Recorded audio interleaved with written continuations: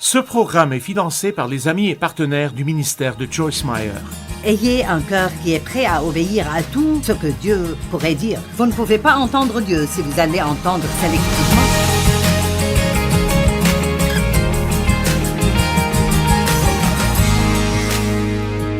Bon, je vais vous parler aujourd'hui de direction divine ou d'entendre la voix de Dieu.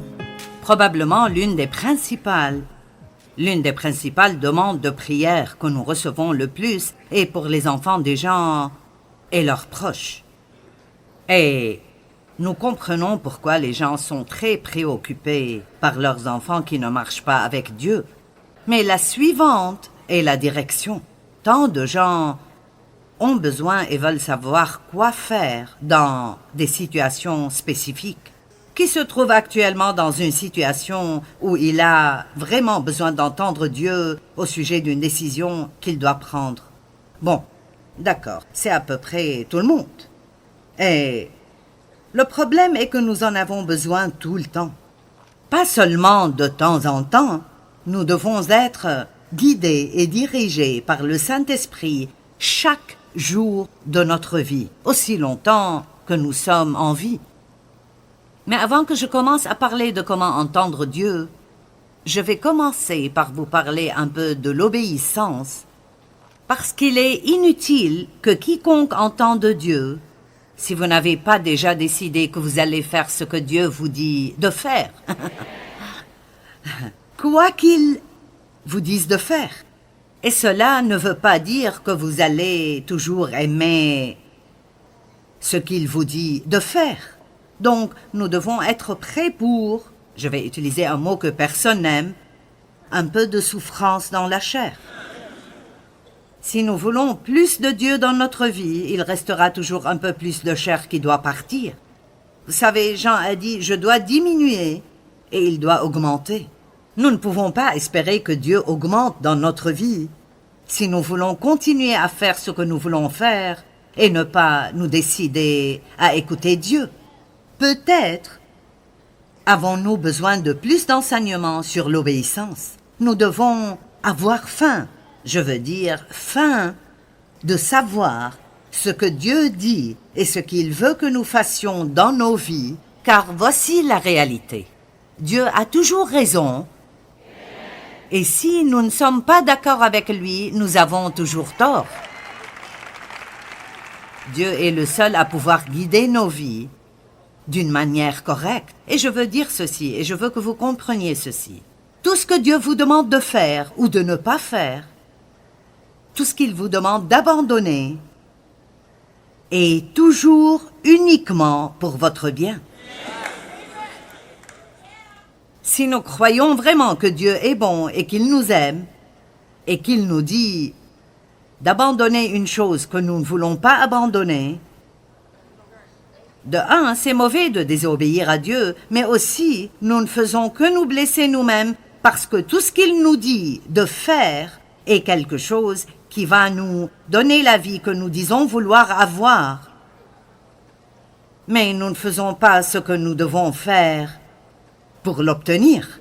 Je n'oublierai jamais une femme qui a assisté à une conférence, et je raconte cette histoire assez souvent. Nous avions une sorte de conférence de type banquet. Et c'était toutes des dames, et elles étaient assises à ces grandes tables rondes, environ 8 personnes par table, et donc elles avaient beaucoup de temps ensemble pendant les repas, et je ne sais pas ce que j'enseignais, mais à la fin de la conférence, cette femme est venue me voir et elle a dit, « Eh bien, je sais maintenant quel est mon problème. » Et j'ai dit, « Eh bien, quel est ton problème ?» Elle a dit, « J'ai été abusée sexuellement comme toi. » Et elle a dit, « Il se trouve que... » Toutes ces petites choses qui coïncident sont vraiment la providence de Dieu. Il se trouve que toutes les dames à la table avec moi avaient un passé similaire au mien.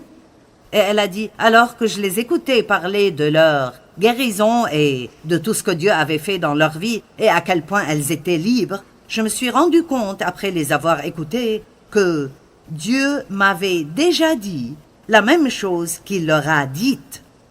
La seule différence est qu'ils l'ont fait et moi non. Pensez-y un peu. Je ne vous ferai pas lever la main, même si je devrais probablement le faire.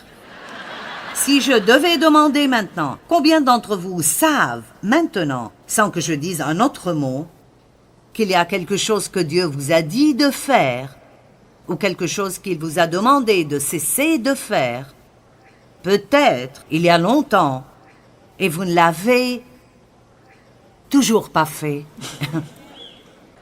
Nous avons des gens courageux ici. D'accord, vous savez quoi? Je n'essaie pas d'être méchante, mais vous resterez dans le même pétrin où vous êtes jusqu'à ce que vous fassiez ce que Dieu vous dit de faire. La foi sans les œuvres est morte.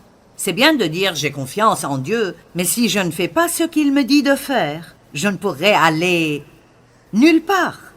Et alors, peut-être que certains d'entre vous vont se tortiller un peu ce matin. Mais je ne pense pas que nous devrions toujours rester tellement à l'aise en siégeant à l'église. D'accord, donc, nous allons parler un tout petit peu de l'obéissance.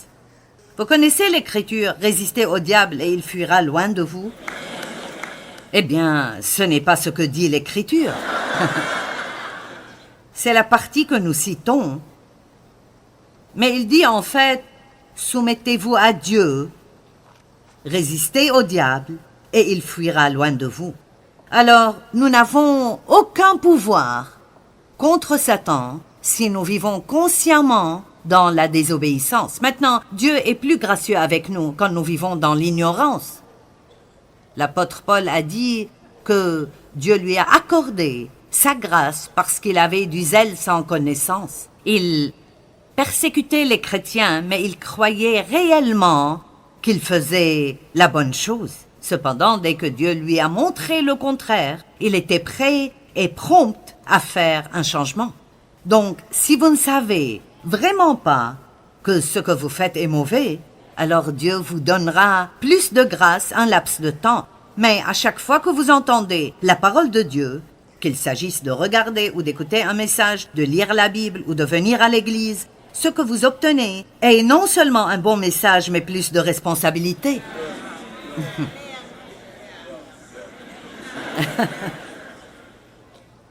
Parce que maintenant, vous savez quelque chose que vous ne saviez pas avant. Et donc, si vous continuez à faire les mêmes choses stupides que vous faisiez avant de savoir ce qu'il faut faire, maintenant, vous ferez l'expérience de l'autre côté de cette chose. Dieu est miséricordieux, mais parfois la chose la plus miséricordieuse que vous puissiez faire est de ne pas laisser quelqu'un continuer à s'en tirer avec quelque chose qui lui fait mal. Soumettez-vous à Dieu, résistez au diable, et il fuira loin de vous. Maintenant, le diable nous déteste vraiment. Et vous devriez être plus inquiet s'il ne vous pose pas de problème que s'il le fait.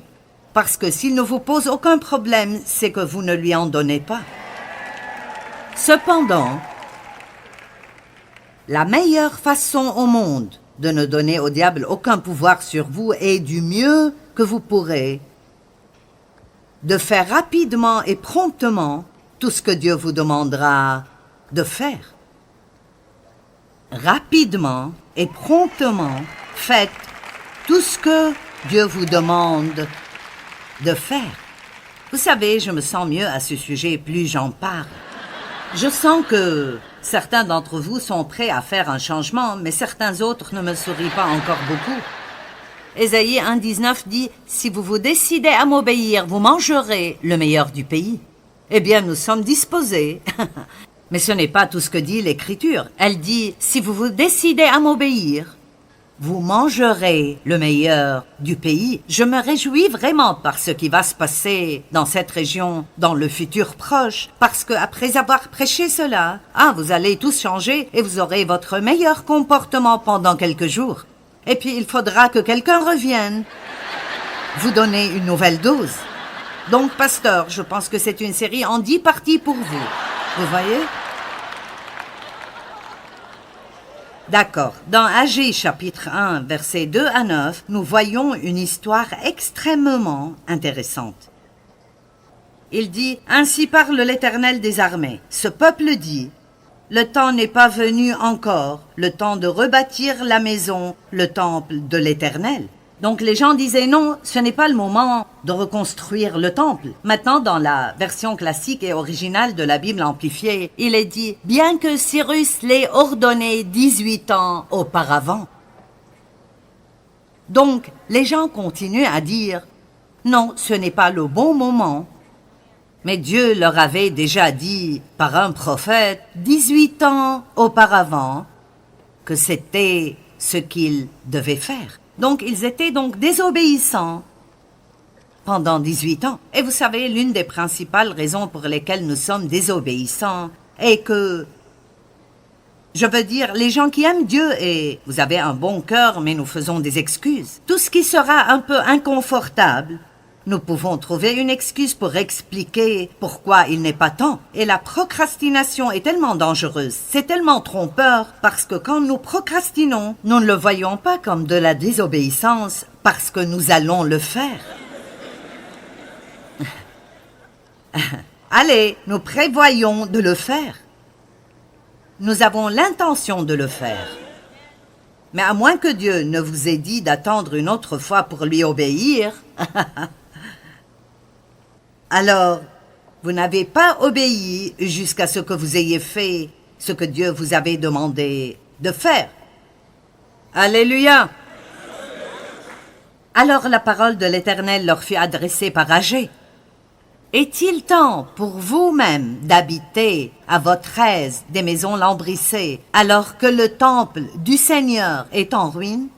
Donc, Dieu leur dit, je vous ai dit de reconstruire ma maison, mais à la place, vous avez construit votre propre maison. Nous devons être plus occupés à construire le royaume de Dieu que d'essayer d'augmenter la taille de notre portefeuille. Maintenant, voici ce que déclare le Seigneur des armées célestes. Considérez donc bien ce qui vous arrive. Vous semez largement, mais vous récoltez peu. Vous mangez sans être rassasiés, et vous buvez sans étancher votre soif. Je suis toujours un peu en train de lutter avec ça. Mais c'est là, c'est dans la Bible. Alors, je ne pense pas que cela signifie que vous devriez tous sortir et vous saouler, mais de toute façon, les mystères. Vous vous couvrez d'habits sans être réchauffés, et le salaire que gagne l'ouvrier qui est à gage va dans une bourse trouée. Parce que Dieu a retenu ses bénédictions. Avez-vous déjà ressenti cela? Peu importe ce que je fais, ça ne semble jamais marcher. Je disais à Dave il y a des années, il semble que peu importe, si nous économisons un peu d'argent, quelque chose arrive pour nous le prendre. Eh bien, ces personnes disent, vous savez, nous travaillons, mais nous n'avons jamais assez. Nous faisons cela, mais ce n'est jamais assez, ce n'est jamais assez, ce n'est jamais assez. Et la réponse de Dieu était, réfléchissez à ce qui arrive. Réfléchissez à ce qui arrive. Ce n'est jamais mauvais d'avoir une petite réunion avec vous-même de temps en temps. Vous avez déjà pris le temps de le faire? Et prenez un peu de temps pour penser à votre vie. Et pensez à ce que vous faites avec votre temps. Et même juste pensez à toutes les choses que vous faites. Juste pour faire plaisir à quelqu'un d'autre, quand vous ne sentez pas dans votre cœur que c'est ce que vous êtes censé faire. Mais pour qu'il ne se fâche pas, vous perdez votre temps avec des choses pour lesquelles vous ne vous sentez pas ouin. Vous n'aimez même pas le faire. Et même ce genre de choses est de la désobéissance à Dieu. Dieu a un destin pour chacun et chacune d'entre vous, et je peux affirmer sans risque que si vous voulez l'accomplir, il y a de bonnes chances que vous devrez rendre certains furieux.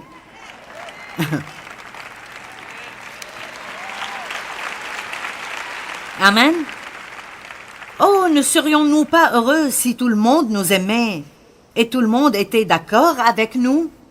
Mais nous pouvons sûrement comprendre que le diable ne laisserait pas cela se produire car l'approbation des gens est l'une des choses auxquelles nous aspirons beaucoup trop. Il s'assurera toujours qu'il y a quelqu'un qui désapprouve en espérant que pour obtenir leur approbation, nous ferons ce qu'ils veulent au lieu de faire ce que Dieu veut. Quelqu'un avait besoin d'entendre ça aujourd'hui. Amen.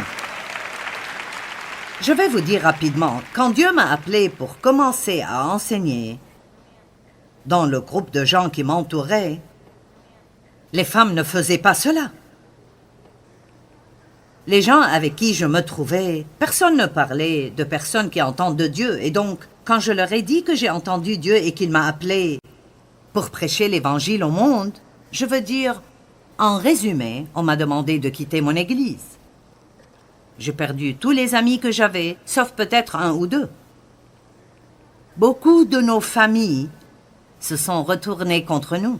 Et alors, laissez-moi juste dire clairement que si vous voulez faire ce que Dieu veut que vous fassiez, combien d'entre vous veulent la meilleure vie que Dieu a pour vous? D'accord. Vous la voulez vraiment?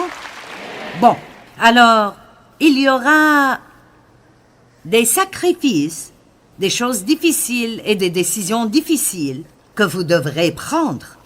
Vous savez, je me suis rendu compte il y a quelques semaines, vous allez rire quand je le dirai, mais j'ai dit à ma fille, j'ai dit, tu sais, j'ai décidé que je suis assez accro au fait d'être à l'aise. Elle a dit, oh, tu sais, nous le savons tous. Et vous savez, nous pouvons être tellement gâtés que nous ne voulons pas avoir quoi, et nous ne voulons pas avoir chaud. Et nous nous fâchons si l'escalier roulant ne fonctionne pas. Et vous savez, si l'ascenseur est trop lent. Et je veux dire, c'est vraiment assez pathétique. Dans quoi nous sommes tombés comparé à ce que les gens étaient. Nous avons besoin d'un peu plus de courage au lieu de vœux vides. Je veux que les gens soient forts et croient qu'ils peuvent faire ce que Dieu veut qu'ils fassent et être des gens qui prennent une décision. Je ne vais pas abandonner. Satan ne pense pas que je vais abandonner parce que je ne le ferai pas. Si quiconque peut avoir les promesses de Dieu, alors je peux avoir les promesses de Dieu. Verset 7, ainsi dit le Seigneur des armées. Réfléchissez donc bien à ce qui vous arrive. Verset 8, allez à la montagne, rapportez-en du bois et bâtissez le temple. J'y trouverai plaisir, j'en serai glorifié. Voici ce que déclare l'Éternel. Verset 9, vous comptiez sur beaucoup, mais vous avez obtenu peu. Vous aviez engrangé ce que vous aviez récolté, et j'ai soufflé dessus. Pourquoi? Parce que mon temple est en ruine. Tandis que chacun de vous s'affaire pour sa propre maison et cherche son propre confort. Amen. Permettez-moi simplement d'irriter quelqu'un en disant que vous devez donner généreusement. Donnez généreusement. Si vous voulez faire partie d'une église, choisissez-en une qui fait beaucoup de services. Je ne pense pas qu'une église est une vraie église si elle n'aide pas les pauvres et les nécessiteux. Je veux dire, si tout ce que nous allons faire, c'est avoir un petit club social où tous se rassemblent et essayent de construire notre propre petit royaume, alors nous avons manqué le but. Je veux dire, la façon dont le monde va changer, c'est par nous qui sortons dans le monde et qui aimons vraiment les gens, parce que c'est une chose qu'ils n'arrivent absolument pas à comprendre, surtout si vous apprenez comment aimer vos ennemis.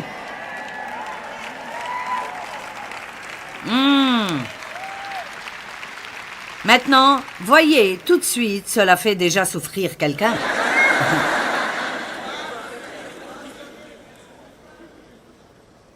Si vous écoutez vraiment bien, vous entendrez Dieu vous dire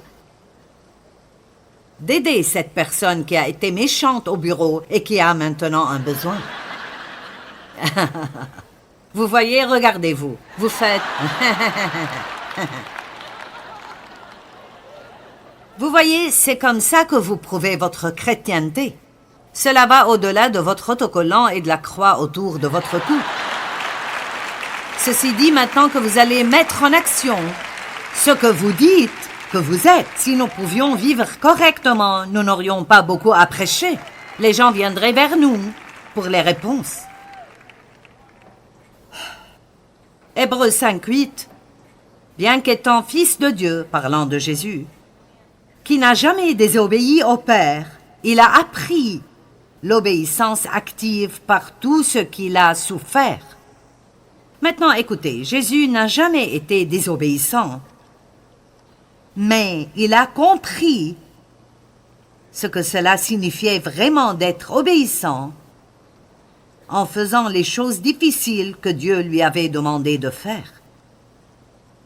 Et vous voyez, vous ne pouvez pas vraiment savoir ce que signifie vraiment d'être obéissant si vous ne faites que des choses que ça ne vous dérange pas de faire, qui vous amusent ou que vous aimez vraiment faire. Ne pensez pas que Dieu ne vous testera pas. Laissez-moi vous dire quelque chose. Il y a tellement de gens qui regardent en ce moment. Vous êtes au milieu d'un gros test et je vous le dis, vous feriez mieux de le réussir car sinon vous devrez le refaire.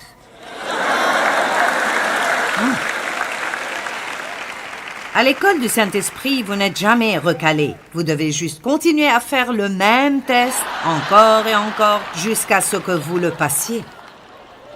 Amen. Je vais vous raconter une petite histoire rapide. J'avais un bracelet en strass que quelqu'un m'avait donné et c'était... Les strass formaient un petit nœud sur le dessus et c'était mignon. J'aimais vraiment ce bracelet. Et Dieu a commencé à me dire de le donner à une fille de notre équipe de louanges. Eh bien, je ne voulais pas le donner. Et maintenant, si je ne l'avais pas aimé, je me serais considérée comme très généreuse. Ah, comme je suis bonne et obéissante, mais... Vous savez, David a dit, « Je ne donnerai pas à mon Dieu ce qui ne me coûte rien. » Donc, je ne voulais pas donner ce bracelet. Et j'ai donc continué à me faire des excuses. « Oh, mon Dieu, je ne pense pas qu'elle porte de l'argent. » Et vous savez, c'était une petite fille très mince. Et j'ai dit, « Oh, ça va lui tomber du bras. Ça ne va pas marcher. » Mais...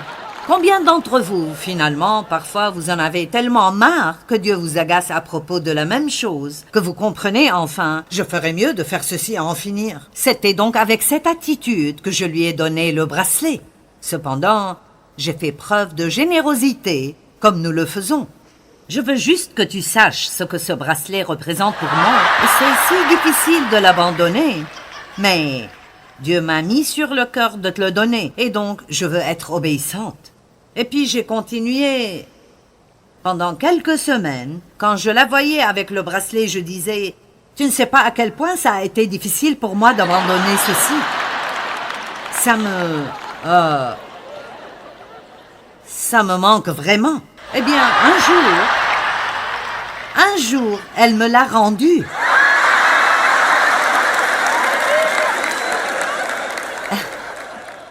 Et elle a dit, j'ai juste senti que Dieu m'a dit de te rendre ça. Oh là là, Joyce. Mais voici la chose intéressante, j'ai toujours ce bracelet. Mais voici ce que je peux vous dire. Je ne l'ai jamais porté une fois. Pas une fois depuis. Et vous savez ce que Dieu m'a appris? Une fois que j'ai mis le doigt sur quelque chose, il ne t'appartient plus. Maintenant, écoutez, et si vous le gardez, vous ne pourrez absolument pas en jouir. Eh bien, Dieu veut vous guider tous les jours de votre vie. Je vous suggère de commencer par croire que vous pouvez entendre Dieu et d'être également disposé à faire ce qu'il vous dit de faire. Comment entendre Dieu est une chose que nous devons tous apprendre, et nous l'apprenons par l'étude, mais aussi par l'expérience.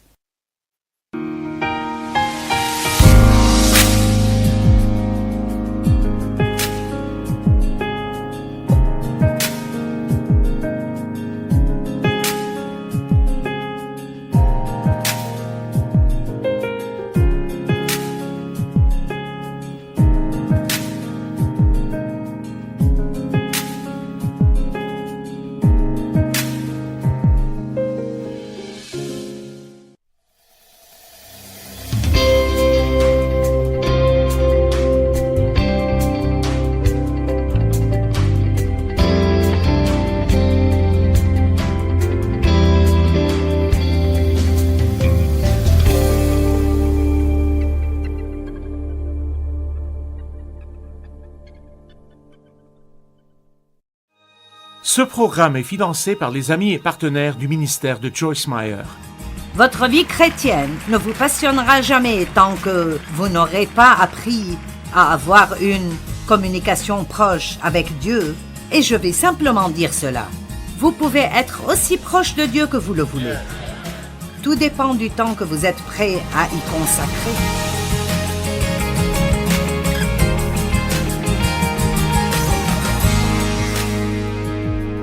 D'accord, je vais vous parler aujourd'hui de direction divine ou d'entendre la voix de Dieu. Donc, je ne peux pas parler de ma relation avec Dieu sans dire « et Dieu m'a dit, et Dieu a dit, et... » Vous savez, cela ne veut pas dire que j'entends des voix audibles tout le temps, mais c'est la promesse du Nouveau Testament que nous aurons le Saint-Esprit en nous. Jésus a dit « ce sera mieux pour vous que je parte. » J'ai été avec vous, mais maintenant je serai en vous à travers le Saint-Esprit. Et dans Jean 16, il est écrit « Je vous le donne pour que vous puissiez avoir une relation proche avec lui. » Nous sommes supposés avoir, croyez-le ou non, une relation de conversation avec Dieu.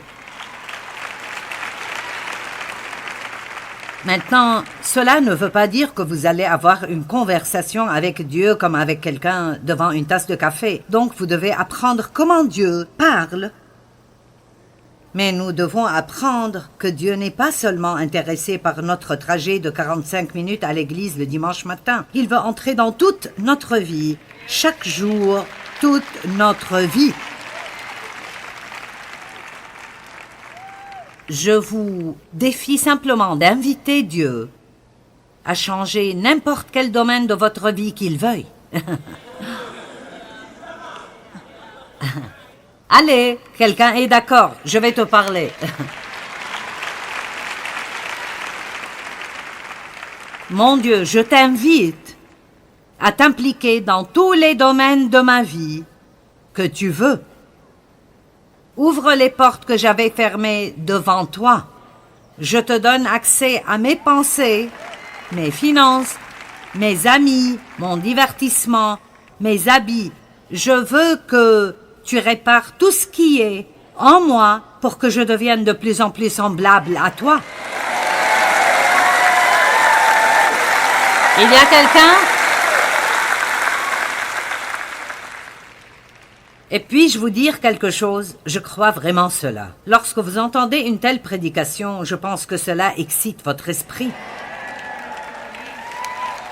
Vous pouvez presque le voir, parce que même si une partie de vous, comme votre chair, ne veut pas le faire ou a peur de ce qui pourrait arriver, spirituellement, vous savez que c'est juste et vous êtes excité parce que nous avons été créés pour ressembler à Christ, pour grandir et devenir de plus en plus semblables à lui tout le temps.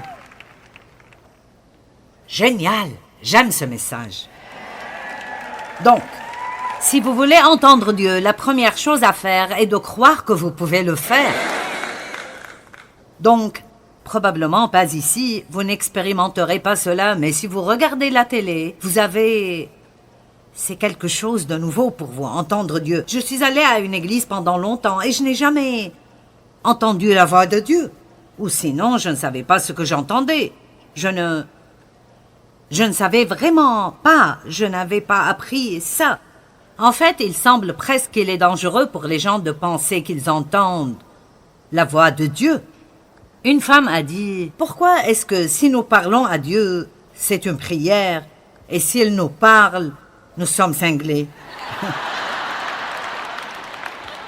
Allez dire aux gens que Dieu vous parle et ils vous enverront à l'asile. Mais je ne comprends pas cela parce que tout au long de la Bible, Dieu a dit, Dieu a dit, Dieu a dit. Je veux dire, il a parlé à Moïse, à Joseph, à Abraham, à Isaac, à Jacob. Vous dites, mais après la résurrection, les choses n'ont-elles pas changé? Eh bien, il a parlé à Saul, qui a ensuite été nommé Paul, après la résurrection, et il l'a redressé. Vous ne pouvez pas lire le livre des Actes sans savoir que ces personnes étaient en communication avec Dieu de différentes manières. Et je vais vous dire quelque chose. Votre vie chrétienne ne vous passionnera jamais tant que vous n'aurez pas appris à entendre Dieu et à être dirigé par sa voix dans votre vie. Je le répète, votre vie chrétienne ne vous passionnera jamais tant que vous n'aurez pas appris à avoir une communication proche avec Dieu, et je vais simplement dire cela. Vous pouvez être aussi proche de Dieu que vous le voulez. Tout dépend du temps que vous êtes prêt à y consacrer.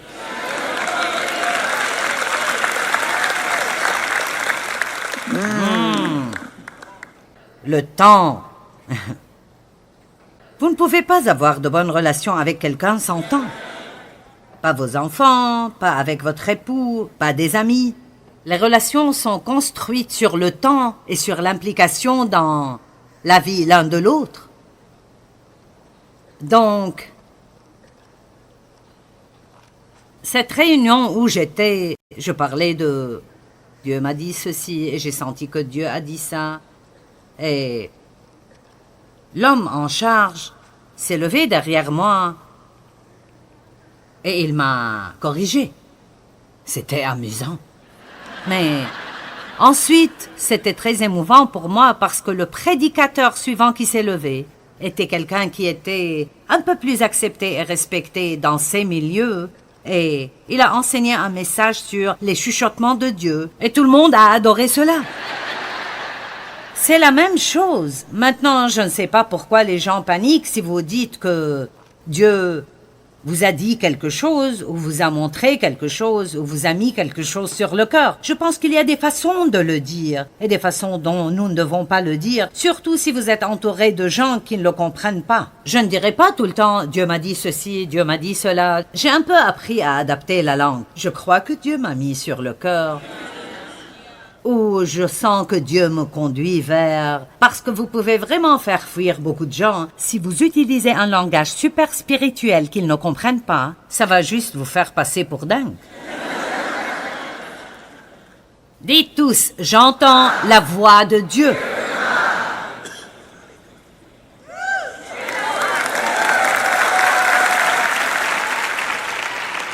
Parce que vous n'allez jamais entendre la voix de Dieu avant de croire que vous le pouvez. Vous devez donc cesser de dire « Je crains de ne pas entendre la voix de Dieu » ou « Je ne pense pas que Dieu me parle ». Dieu vous parle, vous n'avez peut-être pas encore compris que c'est Dieu. Mais il vous parle. Je crois que Dieu vous parle en ce moment. Je veux dire, quel est le but de ma présence ici si je ne crois pas que Dieu vous parle à travers moi? Je veux dire, vous n'avez sûrement pas besoin de m'entendre parler.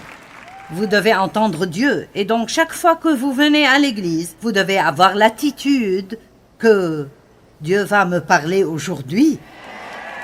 Dieu va me dire quelque chose aujourd'hui, et je ne vais pas le manquer, et je vais faire tout ce qu'il dit. Ça va changer les choses. La foi naît de l'écoute, et ce qu'on entend vient par la parole de Dieu concernant Christ. Maintenant, à cause de cet amour pour Dieu et sa parole, c'est à ce moment-là que j'ai commencé à sentir que Dieu me disait des choses, et c'était excitant. Parce que c'était nouveau pour moi. Et le fait était qu'une bonne partie, je dirais la majorité, étaient des choses quotidiennes, pratiques et simples qui arrivaient dans ma vie quotidienne. En fait, je me souviens que c'était le jour où Dieu m'a touchée. Je jouais au bowling les vendredis soirs et dans une ligue, et j'étais si mauvaise ce soir-là. Et j'ai senti le Seigneur dire « Eh bien, demande-moi de t'aider. » J'ai dit « On ne demande pas à Dieu de nous aider au bowling. » Ce n'était pas le genre de choses avec lesquelles vous dérangez Dieu. Je veux dire, c'est Dieu, vous ne lui portez que les urgences. Vous voyez, c'est là notre problème. Il veut être impliqué dans tout ce que vous faites. Tout. C'est comme ça que vous avez cette relation et cette camaraderie, et vous savez, vous ne pouvez rien cacher à Dieu de toute façon. Il sait déjà tout ce que vous allez faire en avance et vous devriez lui demander de vous aider dans tout ce qui vous pose un problème. J'ai rencontré une vendeuse dans un magasin. J'ai découvert qu'elle était chrétienne et j'étais curieuse de savoir comment elles sont payées. J'ai dit, recevez-vous un salaire ou une commission? Comment marchent les choses? Elle a dit, eh bien, nous touchons un salaire, mais nous devons respecter un quota. Sinon, nous pourrions perdre nos emplois. Et elle a dit, les affaires ne marchent pas bien ces derniers temps. Et j'ai dit, eh bien, pourquoi ne pas simplement prier pour la faveur de Dieu et pour qu'il vous envoie les clients? Et elle a dit, eh bien, serait-ce bien de demander à Dieu de m'aider avec quelque chose comme ça? Maintenant, elle était chrétienne depuis 27 ans et elle ne savait pas qu'elle pouvait demander à Dieu de lui donner sa faveur et de lui envoyer des clients. Vous n'essayez pas de prendre quelque chose à quelqu'un d'autre. Ils pourraient prier aussi, mais s'ils ne savent pas comment, vous n'avez pas besoin de rester là sans rien. Allez, commencez à demander à Dieu sa faveur et voyez ce qui arrivera.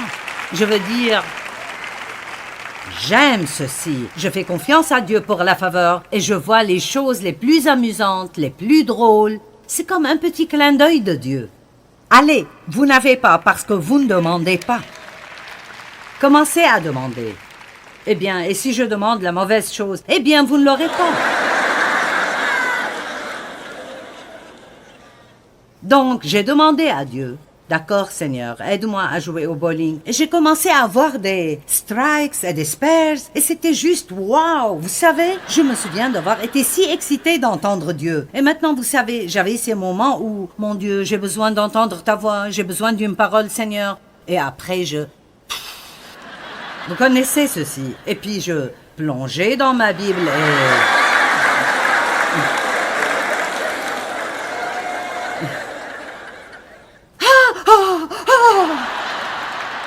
Et puis je courais vers Dave. Oh, tu ne le croiras pas. J'ai demandé ça et c'est ce que Dieu m'a montré. Eh bien, vous savez, c'était excitant jusqu'à ce que je commence à avoir. Oh, méchant pécheur, malheur à toi.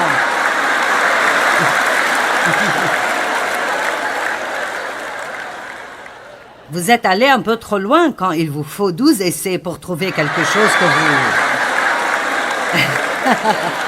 Allez, vous êtes là aujourd'hui?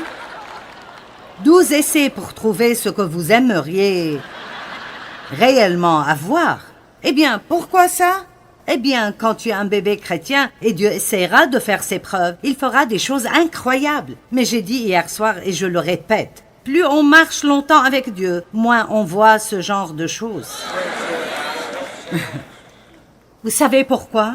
Parce que Dieu attend de nous que nous grandissions dans la maturité et écoutez, que nous connaissions son cœur et que nous n'ayons pas à lui dire tout ce qu'il faut faire et ne pas faire. Parce que, comme vous apprenez à le connaître, ce n'est pas étonnant que l'apôtre Paul ait dit « Mon premier objectif est de le connaître. » De le connaître. Cela doit être notre objectif numéro 1. Le connaître le caractère de Dieu, savoir ce que nous pouvons attendre de lui, apprendre quand il nous parle ou comment il nous dirige et comment il nous guide. Donc je n'utilise plus beaucoup ceci car c'est toujours une perte de temps de toute façon. Jérémie 33:3, invoque-moi et je te répondrai. Je te montrerai et te révélerai de grandes choses puissantes, des choses qui ont été cachées et secrètes, que tu ne connais pas, ne comprends pas et ne distingues pas. Donc, comme je l'ai dit, Dieu a parlé à des gens partout dans la Bible. Donc, faire semblant que ce n'est pas quelque chose qu'il fait, ça n'a vraiment aucun sens pour moi. Du tout. Il a été demandé à un grand homme de Dieu, en fait c'était Dallas Willard, comment il a appris à entendre Dieu, et il a dit en faisant beaucoup d'erreurs. Alors, entendre Dieu est quelque chose que nous apprenons. Et si vous voulez apprendre à avoir le genre de communication avec le Seigneur dont je vous parle en ce moment, numéro 1, vous devez réaliser que vous n'allez pas toujours avoir raison. Mais quand vous n'avez pas raison, ne vous laissez pas effrayer en pensant, eh bien, vous savez, je vais juste me créer des problèmes. Si je continue comme ça, plus vous travaillez avec Dieu et plus vous le connaissez, plus vous pourrez discerner si ce que vous pensez entendre est en fait juste. Et plus vous connaissez la parole de Dieu en particulier, plus vous pouvez juger ce que vous pensez entendre ou sentir à travers la parole. Et je me fiche de ce que vous pensez que Dieu dit. Si ce n'est pas conforme avec la parole, ce n'est pas Dieu. D'accord?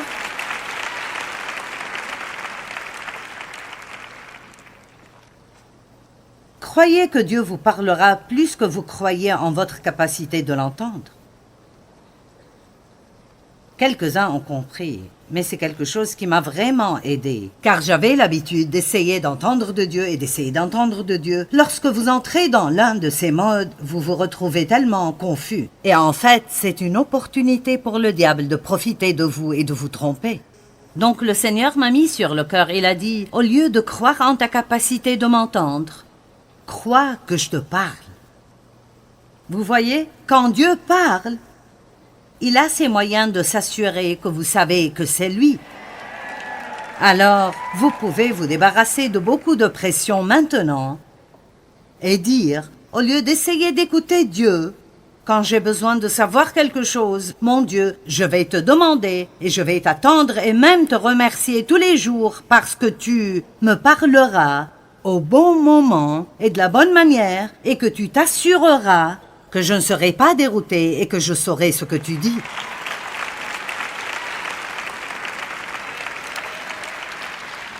N'ayez pas une idée préconçue de comment Dieu parlera, car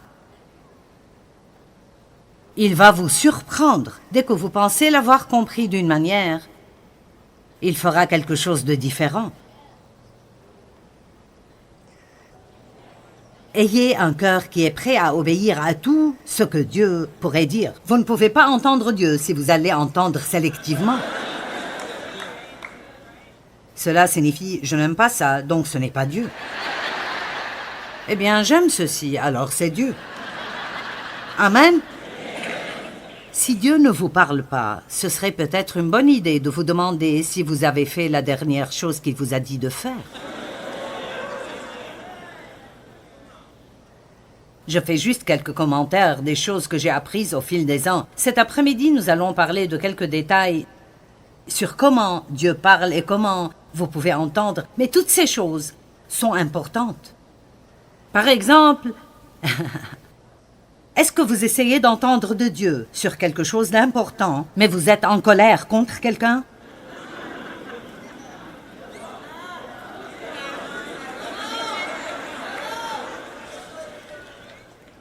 Vous n'allez pas entendre comme ça parce que vous devez entendre de l'intérieur. Et si votre âme est bloquée par l'amertume, le ressentiment, la colère, les querelles et le manque de pardon, vous n'entendrez sûrement pas Dieu. S'il y a quelque chose que l'Église doit faire, c'est d'arrêter d'être énervé contre quelqu'un tout le temps. Allez! Contre qui êtes-vous en colère? Amen. Je n'ai pas entendu tout ça, mais ça sonnait bien. Vous savez, j'aime pouvoir réfléchir un instant le matin et pouvoir dire à Dieu, pour autant que je sache, mon Dieu, je ne suis en colère contre personne. Je n'ai aucune querelle dans mon cœur. Je n'ai aucun manque de pardon. Je pense que nous devons pouvoir commencer chaque jour comme ça, parce que si vous voulez avoir cette sorte de communion avec Dieu, ce sont des choses que vous ne pouvez tout simplement pas avoir dans votre cœur. D'accord. Et j'imagine qu'il y a probablement plus de monde ici aujourd'hui, et certainement plus devant la télé, qui ont quelqu'un dans leur vie à qui ils doivent pardonner. Il y a probablement plus de gens comme ça ici que ceux qui peuvent dire « je suis en paix avec tous ».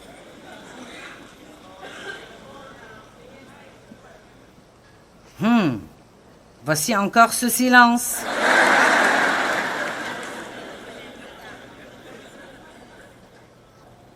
D'accord. Comment connaître la volonté de Dieu pour ma vie? Eh bien, c'est la question, n'est-ce pas? Qu'est-ce que Dieu veut que je fasse? La seule façon de savoir est de sortir et d'essayer des trucs. C'est si facile de savoir ce que Dieu veut de notre vie et les gens s'en inquiètent et ils sont vraiment anxieux. John Austin, grand homme de Dieu qui est allé chez le Seigneur, un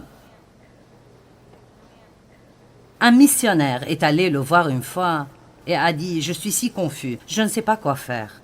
Je suis appelé sur le terrain de la mission, mais je ne sais pas si je dois aller au Mexique, en Inde ou en Afrique. » Et il était tellement anxieux parce qu'il ne savait pas quoi faire. Et John a dit « Fais quelque chose de peur que tu ne fasses rien. » Très souvent, nous sommes tellement confus concernant ce que nous pensons devoir faire que nous finissons par ne rien faire du tout, sauf être confus. Dieu ne va pas vous donner quelque chose à faire que vous détestez. Maintenant, il peut vous donner quelque chose à faire que vous préférez ne pas faire, mais votre don va correspondre à tout ce que Dieu vous demande de faire. Il ne prend pas plaisir à préparer les gens à l'échec. Et donc, quand j'ai senti que Dieu avait un appel sur ma vie, je n'allais évidemment pas aller de changer les draps quand Dieu m'a parlé à avoir un ministère mondial et je ne savais pas quoi faire. Et donc, j'ai commencé. Toute opportunité à mon église, je la saisissais. Eh bien, ça a pris environ 2 semaines pour que les enfants et moi sachions que je n'étais pas douée avec les enfants. Nous le savions tous. Ce n'était pas mon don. Honnêtement, je ne suis pas appelée au ministère de l'aide. J'ai un don pour vous faire m'aider. C'est vrai, je peux motiver les gens, je peux les avoir à bord et les faire m'aider à faire des trucs, mais vous savez, si vous renversez quelque chose au premier rang, je ne serai pas celle qui ira là-bas et nettoiera. Mais je dirais, hey, je fais vraiment bien ceci, je peux le faire. Et laissez-moi vous dire, il n'y a pas de mal à se connaître soi-même. Allez, vous devez vous connaître et cesser d'essayer de vous intégrer dans la boîte de quelqu'un d'autre. Vous ne serez pas quelqu'un d'autre. Vous devez être vous-même. Et vous savez, nous avons tous des dons différents parce que nous sommes tous nécessaires. Nous faisons tous partie d'un corps censé fonctionner ensemble. Mais nous ne pouvons pas être jaloux les uns des autres et pleins de ressentiments, d'envie, de compétition et de concurrence. Vous devez découvrir ce que vous êtes censé faire, puis vous y mettre. J'ai essayé l'évangélisation de rue parce que notre église aimait vraiment distribuer des tracts. Nous allions, Dave et moi, et nos enfants, samedi matin à St. Louis, en hiver, et je donnais des tracts, et les gens nous insultaient et essayaient de nous les arracher. Je n'ai pas aimé ça. Et ensuite, vous passez toutes les choses que le diable met devant vous. Eh bien, tu sais, tu ne te soucies pas de ces gens qui vont en enfer. Tu n'es pas prête à être embarrassée. Vous savez, tu devrais parler à n'importe qui. Vous savez, ce n'est pas mon don. Je connais des gens qui prennent l'ascenseur avec quelqu'un et ils seront sauvés avant d'arriver.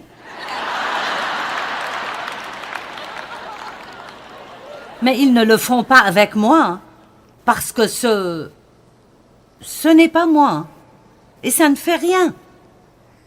Vous ne devez pas être quelqu'un d'autre. Vous savez combien ça vous soulagerait si vous me croyez? Eh bien, je ne suis pas censée témoigner. Si, vous êtes censé témoigner, mais tout le monde, Dieu utilise tout le monde de différentes manières. C'est pourquoi je dis beaucoup aux gens, témoignez tout le temps, mais n'utilisez des mots que lorsqu'il le faut. Autrement dit, montrez l'amour du Christ aux gens et ensuite ils ne pourront pas nier ce que Dieu veut faire dans votre vie. Eh bien, Dieu veut vous guider tous les jours de votre vie. Je vous suggère de commencer par croire que vous pouvez entendre Dieu et d'être également disposé à faire ce qu'il vous dit de faire. Comment entendre Dieu est une chose que nous devons tous apprendre et nous l'apprenons par l'étude mais aussi par l'expérience.